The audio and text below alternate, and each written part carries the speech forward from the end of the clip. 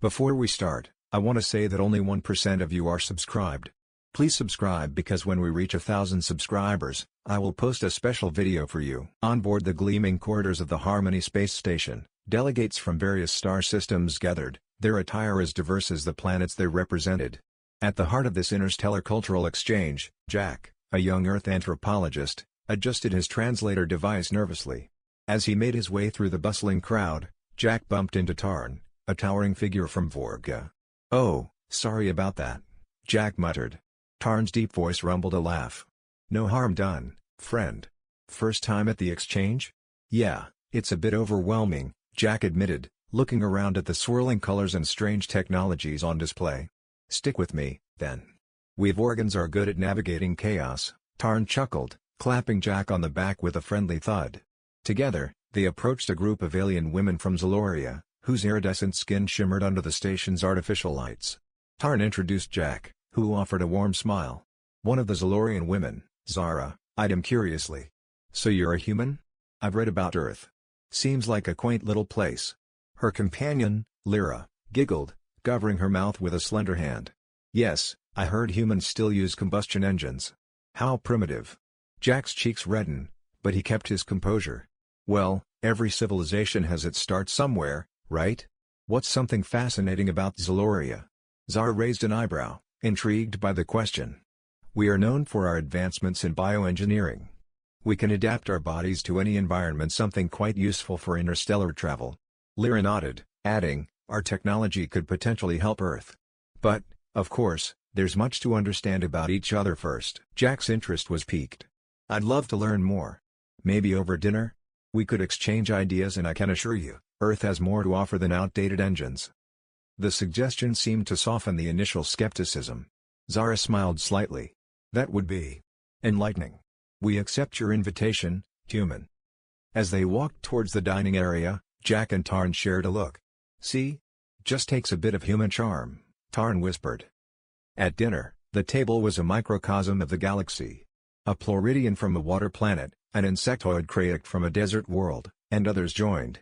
The conversation flowed from Earth's music to Zalorian bioarts, each delegate sharing a piece of their world. Jack found himself explaining Earth's diverse cultures, from the art of sushi making to the complexities of classical music. Lyra listened intently, her earlier amusement replaced with genuine curiosity. "Music that can evoke emotion without a single word?" she mused. "Fascinating. Zalorian forms are more visual, but perhaps there's a depth to your sounds we have overlooked." As the evening drew to a close, Jack felt a sense of accomplishment. Not only had he navigated his first day at the conference, but he'd also made potential allies, or at least, sparked a dialogue. Tarn slapped Jack's shoulder as they left the dining hall. "Not bad for a day's work, eh? What will you do next?" Jack looked back at the group, particularly at Lyra, who was still talking animatedly about something he'd said. "I think I'm going to see just how far this dialogue can go," he said with a newfound confidence.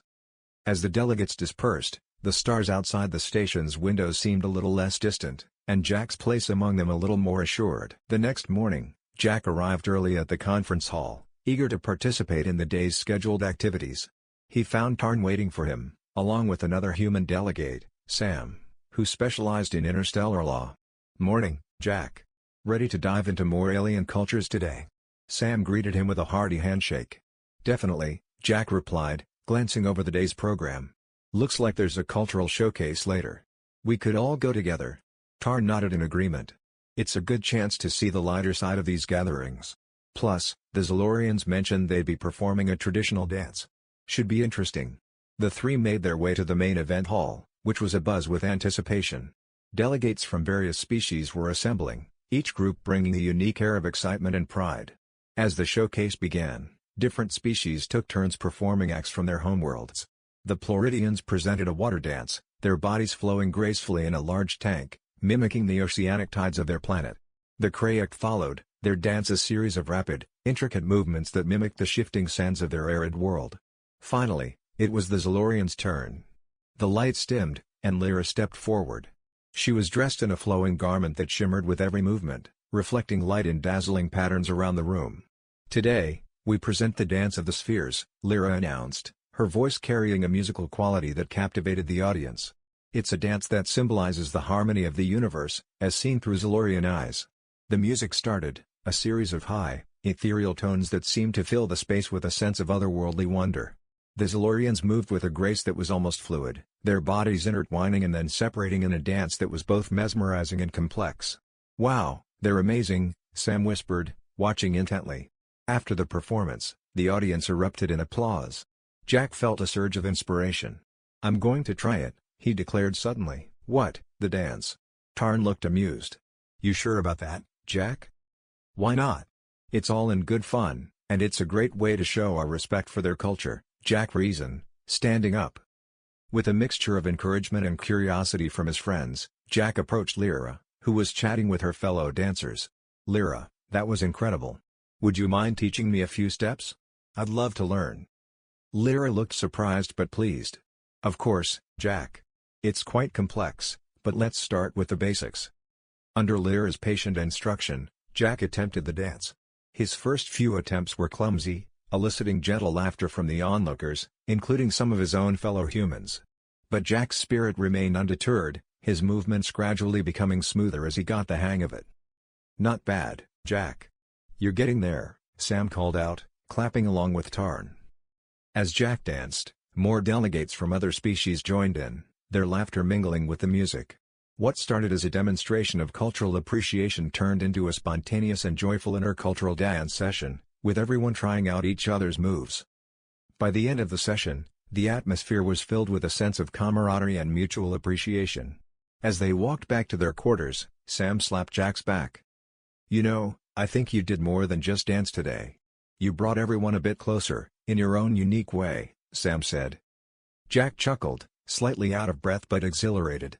Maybe that's what these exchanges are really about, finding our rhythm together, however different it might be.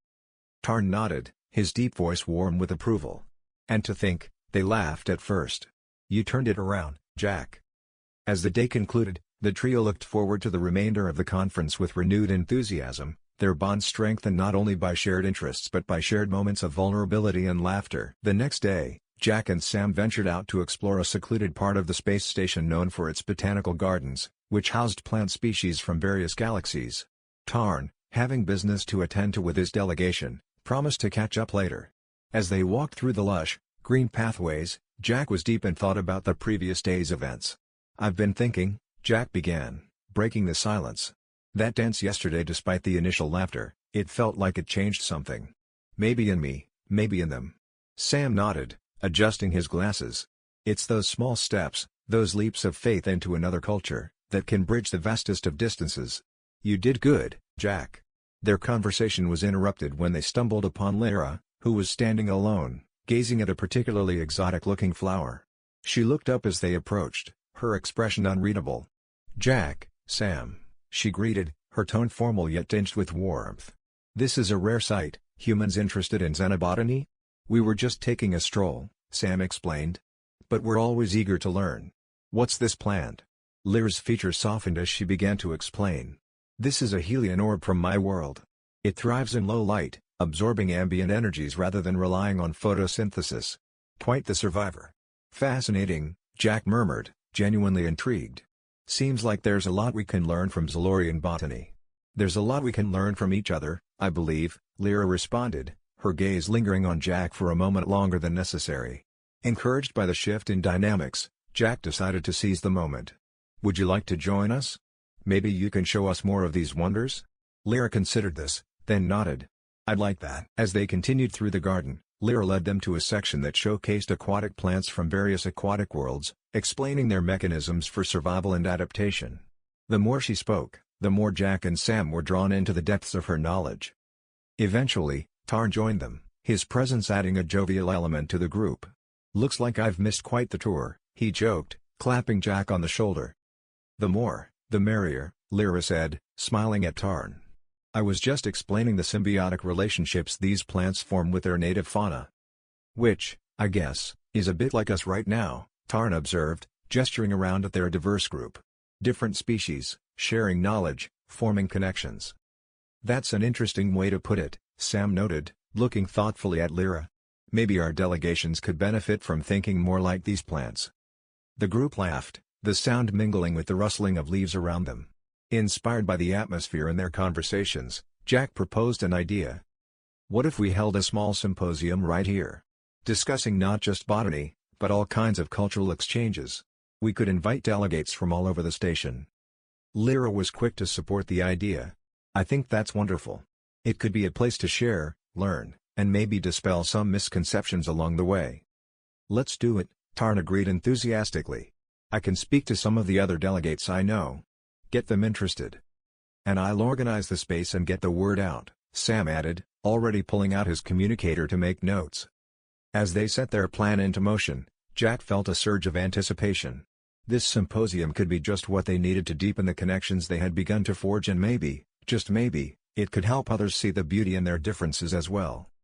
The day faded into evening, and as the four of them left the garden, there was a palpable sense of accomplishment among them. This unexpected meeting, born from a casual stroll, had blossomed into something that might just help pave the way for a more integrated and understanding galaxy. As evening approached on the Harmony space station, Jack and Sam finalized the setup for their impromptu cultural symposium in one of the common rooms converted into a cozy, inviting space. Comfortable seating was arranged in a circle, and the room was decorated with various plants from the botanical garden, creating a tranquil, earthy atmosphere. Tarn arrived early, helping to arrange the last few details. "This looks great, guys. Think many will show up?" he asked, placing some refreshments on a side table. "I think so," Sam replied, checking his communicator. "I've got confirmations from a dozen delegates. It's a good start." Jack was adjusting the lighting to make the room more welcoming when Lyra entered, accompanied by two other Zalorians. "This is a wonderful idea, Jack," she said, looking around appreciatively. "It feels almost like a Zalorian gathering place." "Thanks, Lyra. I hope it'll help us all see a bit more of each other's worlds tonight," Jack responded, offering her a smile. As the delegates began to trickle in, the room filled with a mix of languages and laughter. Jack took the lead, standing in the center of the circle. "Welcome, everyone. We thought this would be a great opportunity to share parts of our cultures that might not come up in formal meetings. I'll start." Jack shared a story about Earth's tradition of storytelling around campfires, explaining how it was used not just for entertainment but as a way to pass down history and wisdom from one generation to the next. After Jack, a delegate from a planet called Saran shared a dance that was typically performed during their planetary alignment festivals, which occurred once every 5 years. Lyra then took her turn, presenting a small device that projected holographic images of Zalorian art, explaining each piece's significance and the history behind their artistic evolution. The evening continued with each delegate sharing something unique about their culture. Tarn demonstrated a Vorgan ritual of friendship, involving a complex handshake and a vocal affirmation that resonated deeply with his species' vocal cords. Sam, feeling inspired, talked about Earth's legal systems and how they varied dramatically from one country to another, sparking a lively discussion about justice and law across different cultures. As the symposium unfolded, Jack noticed the room's atmosphere growing warmer and more relaxed. Delegates who had started the evening as strangers were now engaged in deep conversations, their initial hesitations dissolving into genuine interest and mutual respect. Tarn leaned over to Jack during a lull in the presentations. "You know, this was a brilliant idea. Look at them, all swapping stories and laughing together." "It's more than I hoped for," Jack admitted, watching a group of delegates from a gas giant and a rocky planet animatedly exchanging notes on their atmospheres. As the evening drew to a close, Lyra stood up. "I think tonight has been enlightening for all of us. What do you say to making this a regular part of our conference?" The suggestion was met with enthusiastic agreement from around the room. "We could take turns hosting," suggested a delegate from a small moon colony. "Share our hospitality as well as our cultures." "It's settled then," Sam concluded, as everyone nodded in approval. "We'll organize a schedule before this conference ends." After the guests had left, the core group lingered, reluctant to end the night. "This went beyond just an exchange of culture," Lyra remarked, helping Jack fold up some chairs. "It was about building something together, something that looks beyond our differences." Jack nodded, feeling a profound sense of connection. "It's the start of something new, I think. And it's something good." The group finally said their goodbyes, promising to gather again soon. As Jack and Sam tidied up the room, they discussed their plans for the next symposium. "Next time, we'll need a bigger room," Sam laughed. "And maybe some more of those Helion orbs," Jack added, thinking back to the plant that had first sparked his conversation with Lyra.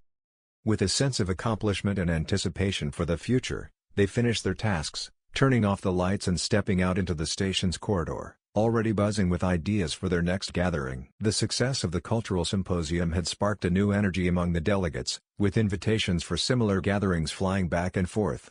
Jack, inspired by the unfolding events, spent the next few days planning with Tarn and Sam, each taking a role in fostering the burgeoning community spirit aboard the Harmony space station. One evening, as they reviewed feedback from the last meeting, Lyra approached them, a small box in her hands. "Jack, Sam, Tarn," she greeted them warmly. "I have something for each of you. A token of appreciation from Zaloria." She handed each of them a small, intricately carved artifact. Jack's piece was a miniature replica of a Zalorian harmony flute, known for its soothing tones that were said to calm the fiercest storms. "This is beautiful, Lyra." "Thank you," Jack said, examining the delicate craftsmanship. Lyra smiled. "It's been wonderful seeing all of you bring us together like this. I wanted to share a piece of our culture that symbolizes peace and unity." Tarn, holding a similar artifact, looked thoughtful. "We've been talking about having a smaller, more personal gathering. Maybe a dinner, where we can share not just our cultures but more about ourselves." "I think that's a wonderful idea," Lyra replied. "Why don't we host the first one? I can introduce you to some traditional Zalorian cuisine." The plan was set, and a few nights later, Jack, Sam, Tarn, and several other delegates from different planets gathered in one of the residential quarters Lyra had arranged. The room was filled with the exotic aromas of Zalorian dishes, each more colorful and intriguing than the last. As they ate, the conversation naturally veered towards personal stories. Lyra shared tales of her childhood on Zaloria, painting vivid pictures of vast landscapes under bright stars. Jack listened intently, fascinated by the parallels and stark differences between their worlds. Tarn, in turn, shared stories of Vorga's communal living structures, explaining how his people valued collective well-being over individual gain. Sam discussed Earth's diversity, describing the various ways people found to express their identities and beliefs. The atmosphere was light yet intimate, with laughter punctuating the tales. As the evening wore on, the group moved to a comfortable sitting area, drinks in hand. Jack found himself next to Lyra, their earlier conversations having paved the way for a more personal connection. "I've never met anyone quite like you, Lyra," Jack admitted. "Your perspectives. They've opened my eyes in ways I hadn't expected." Lyra's eyes met his, her expression softening. "And I, too, have learned much from you, Jack. There's a sincerity in your approach that's quite refreshing." The conversation deepened, drifting to dreams and aspirations, fears, and joys. Jack found himself sharing more than he had intended, driven by the genuine interest Lyra showed in his thoughts and feelings. As the night drew to a close, Lyra stood, hesitating for a moment. "Jack, would you like to see the Zalorian stars? I have a program in my quarters that simulates the night sky of my home planet. It's quite something to behold." Jack, intrigued and eager to spend more time with her, agreed. They excused themselves and walked to Lyra's quarters, where she activated the simulation. The room dimmed, replaced by the breathtaking expanse of a Zalorian night, complete with swirling galaxies and shooting stars. "It's beautiful," Jack whispered, lost in the view. Lyra stood close, her voice a soft echo in the simulated night. "It's said that under these stars, one can't help but speak truths. Tell me, Jack, what does your heart long for?" Caught in the moment, under the faux stars, Jack turned to her, the distance closing. "This," he said simply, his hand finding hers. "Understanding, connection. You." Lyra's response was a gentle smile, and she leaned in, her lips meeting his in a kiss that melded curiosity with affection, promise with understanding. As the stars of Zaloria shone around them, Jack felt a profound connection, not just to Lyra but to the universe that was slowly becoming less mysterious and more like a multitude of homes, each unique yet fundamentally linked. The days following their night under the Zalorian stars were a whirlwind of activity and newfound closeness between Jack and Lyra. They were often seen together, sharing meals and participating in various station activities, their easy camaraderie and frequent laughter drawing a warm circle of friends around them. However, Lyra started to feel unwell. At first, she dismissed it as a minor ailment, perhaps a reaction to the different environments on the station. But as days passed, her symptoms persisted, leading her to seek medical advice. Jack, concerned, accompanied her to the medical center. In the sterile, white room of the medical center, Lyra sat quietly, Jack by her side, as the doctor, a renowned specialist from the Andromeda system, ran a series of diagnostic tests. The atmosphere was tense, the usual banter that accompanied their meetings noticeably absent. "Lyra, Jack," the doctor finally said, looking up from the datapad. "I have some unexpected news. Lyra, you're pregnant." The words hung in the air, heavy and shocking. Jack's eyes widened, and he reached for Lyra's hand, squeezing it gently. "But how?" he stammered. "We thought interspecies reproduction was improbable, not impossible," the doctor interrupted. "It seems that your two species are more compatible than previously believed. This is unprecedented." Lyra, her face pale, looked at Jack, her eyes filled with a mix of fear and wonder. "Jack, what are we going to do?" Jack, still processing the news, nodded slowly. "We'll figure this out together, Lyra. We're in this together, right?" The next few days were filled with discussions and decisions. Jack and Lyra met with station leaders and their respective delegation heads to discuss the situation. The news of the pregnancy caused a ripple of astonishment and concern among the community. In one of the meeting rooms, Tarn and Sam joined Jack and Lyra, along with several other key figures from the station. The mood was somber as they considered the implications. "This could change everything," Tarn said, his voice deep and serious. "Not just for Jack and Lyra, but for all interspecies relations. We need to handle this delicately." Sam, ever the legal mind, added, "There are no precedents for this. We need to establish guidelines, protections. Lyra, Jack, your child could be a symbol of unity or a point of contention. We must tread carefully." One of the station leaders, a pragmatic woman from the Cygnus sector, spoke up. "We need a plan to support Lyra and Jack, but also to educate and prepare our communities. This isn't just about one child, it's about what comes next." The meetings were exhaustive and often emotionally charged. Lyra and Jack found themselves at the center of a storm they had never anticipated. Yet, throughout it all, their bond strengthened, their commitment to each other and their unborn child clear. "We need to make a public statement," Lyra decided one evening, as she and Jack looked out at the stars from the viewing deck. "We should address the station, together." Jack nodded. "We'll tell them about us, about our child. We'll show them that this isn't something to fear but something to hope for." The following day, Jack and Lyra stood before the gathered delegates and residents of the station, their hands linked.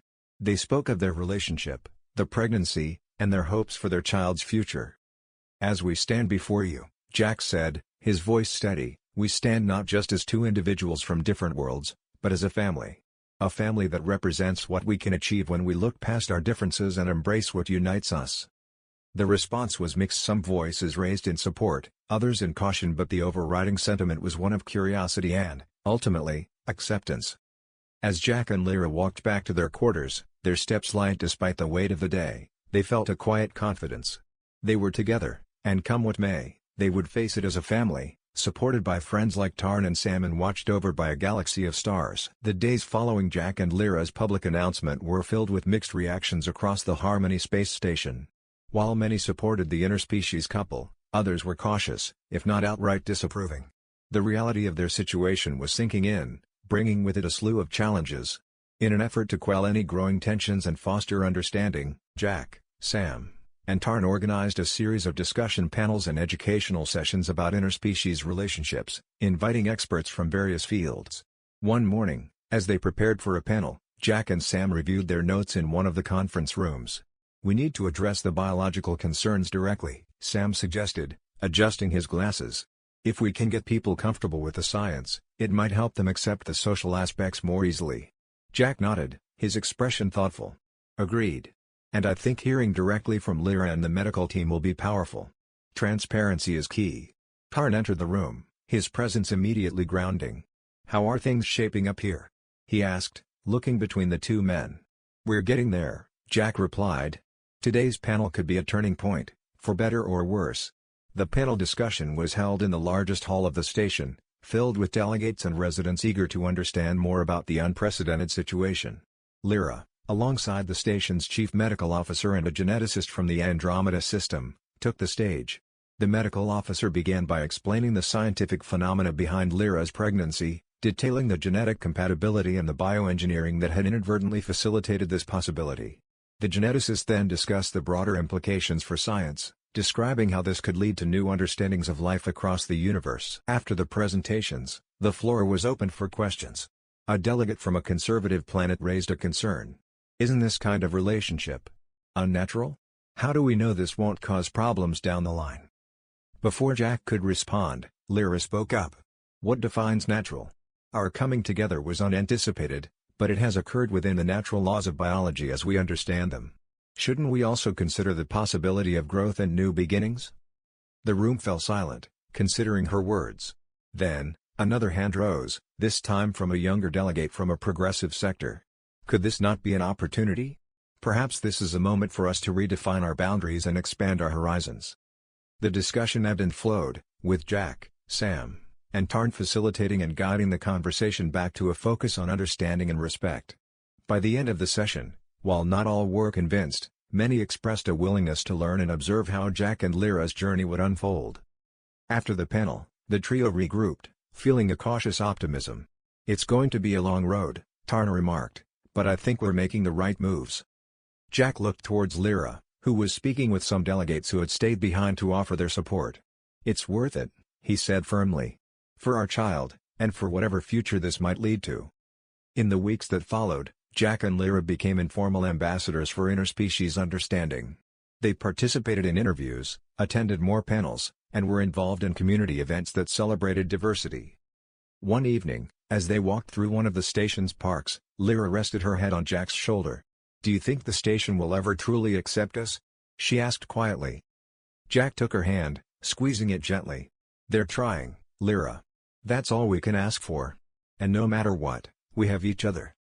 Their path was uncertain, filled with potential pitfalls and triumphs, but as they stood together, looking out at the artificial sunset, they knew they would face whatever came their way together, supported by friends and a community that was slowly but surely coming to understand the beauty in their unity. Several years had passed since Jack and Lyra's announcement shook the Harmony space station.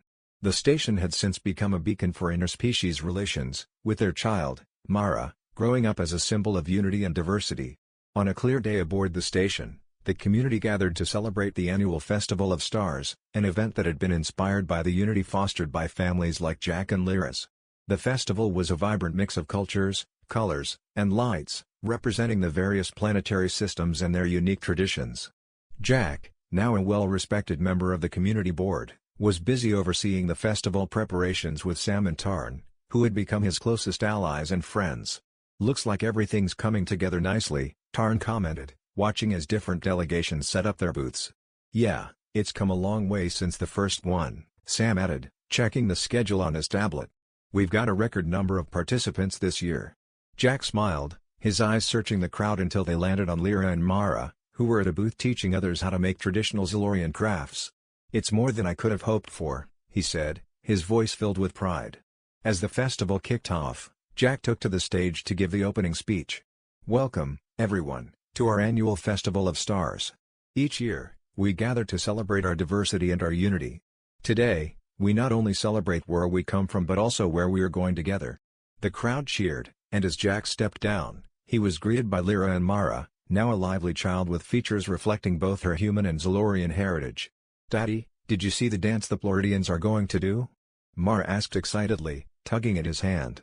I haven't yet, but I will. Why don't we all go together? Jack suggested, leading his family through the festival. As they walked, they enjoyed various performances and exhibits. Mara was particularly fascinated by a demonstration of Andromedan music, which used frequencies unheard by the human ear but felt as vibrations. It's like feeling music with your whole body, Mara said, her eyes wide with wonder. It's amazing what we can experience when we open ourselves to new ideas, Lyra replied, her hand resting on Jack's arm. Throughout the day, Jack and his family participated in workshops, tasted exotic foods, and learned about different customs and technologies. The festival was not only a celebration of cultures but also an educational experience that brought the station's diverse inhabitants closer together. As the day turned into evening, the festival concluded with a grand display of lights simulating a nebula, with colors and patterns designed by artists from across the galaxy. The crowd watched in awe, the spectacle a perfect symbol of the harmonious blend of their combined cultures. After the display, Tarn joined Jack and his family, his face beaming. You know, every year I think it can't get any better, and every year I'm proven wrong. "It's all thanks to the community and how everyone's come together," Jack said, watching Mara play with a light model of the nebula. Sam joined them, his eyes on the dispersing crowd. "It's more than just a festival now. It's a testament to what we can achieve when we work together, understand each other, and build something greater than the sum of our parts." As the night ended, Jack felt a deep sense of contentment and hope. Their community, once marked by uncertainty and division, had grown into a model of interspecies cooperation and peace. Holding Lyra's hand and watching Mara laugh and play, Jack knew that no matter what the future held, they had laid the foundations for a legacy of unity and understanding that would thrive for generations to come.